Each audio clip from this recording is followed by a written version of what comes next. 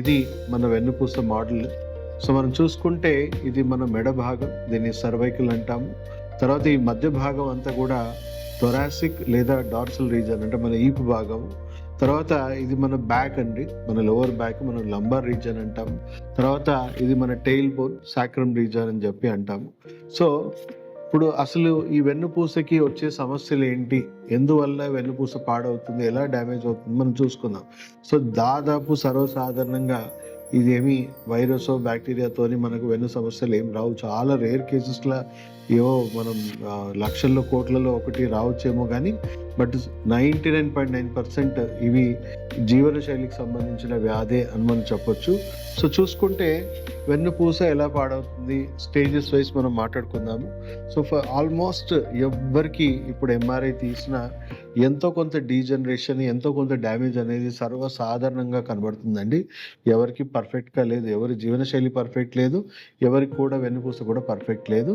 కానీ మనం first stage, second స్టేజ్లో పెద్దగా మనకు లక్షణాలు ఏం బయటపడవు. అంటే మైల్డ్గా డీజనరేషన్, మైల్డ్గా స్టిఫ్నెస్ ఉంటుంది. కొద్ది నడవడమో లేకపోతే ఏదైనా బాగా ఓవర్ స్ట్రెయిన్ అయినప్పుడు లైట్గా మనకు మెడ నొప్పి, బ్యాక్ పెయిన్ అనిపిస్తుంది. కొంచెం రెస్ట్ తీసుకున్నా కూడా తగ్గిపోతుంది. అంటే అర్థం చేసుకోండి, ఆల్మోస్ట్ మీరు ఫస్ట్ స్టేజ్లోనో సెకండ్ స్టేజ్లోనో మీకు ఎంతో కొంత పెయిన్, ఎంతో కొంత స్టిఫ్నెస్, ఎంతో కొంత డీజనరేషన్ జరిగిందని మనం అనుకోవచ్చు. ఎప్పటి నుంచి లక్షణాలు బయటికి ఎక్కువగా కనబడతాయి అంటే థర్డ్ స్టేజ్ నుంచి స్టార్ట్ అవుతుంది.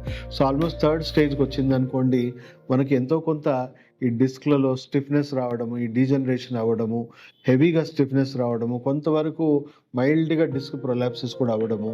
సో కొంచెం ఓవర్ స్ట్రెయిన్ అయినా లేదా మనం రెగ్యులర్ యాక్టివిటీస్ ఏవైతే మనం జాబ్ కానీ డెస్క్టాప్ వర్క్ కానీ ఓవర్గా కొద్దిగా స్ట్రెయిన్ అయినా కూడా పెయిన్ రావడము, కొంచెం ఎక్సర్సైజెస్ చేసినా మనకు ఉపశమనం కలగడము, లేదా ఎక్కువగా రెస్ట్ తీసుకుంటేనే మనకు ఉపశమనం రావడం, ఒక్కోసారి ఉపశమనం కూడా రాకపోయి మనం డాక్టర్ దగ్గరికి వెళ్ళాల్సిన పరిస్థితి వస్తుంది. సో యూజువల్గా మనం ఆ స్టేజ్లోనే, అంటే కొంతమంది హెల్త్ కాన్షియస్ ఉన్న వాళ్ళు డాక్టర్ దగ్గరికి వెళ్తారు, హెల్త్ కాన్షియస్ లేని వాళ్ళైతే డాక్టర్ దగ్గర కూడా వెళ్ళరు. వాళ్ళు ఇంట్లోనే రెస్ట్ తీసుకొని ఒంటిగా తగ్గించుకునే ప్రయత్నమే ఎక్సర్సైజ్ చేసో ఏదో చేసి తగ్గించుకుంటూ ఉంటారు.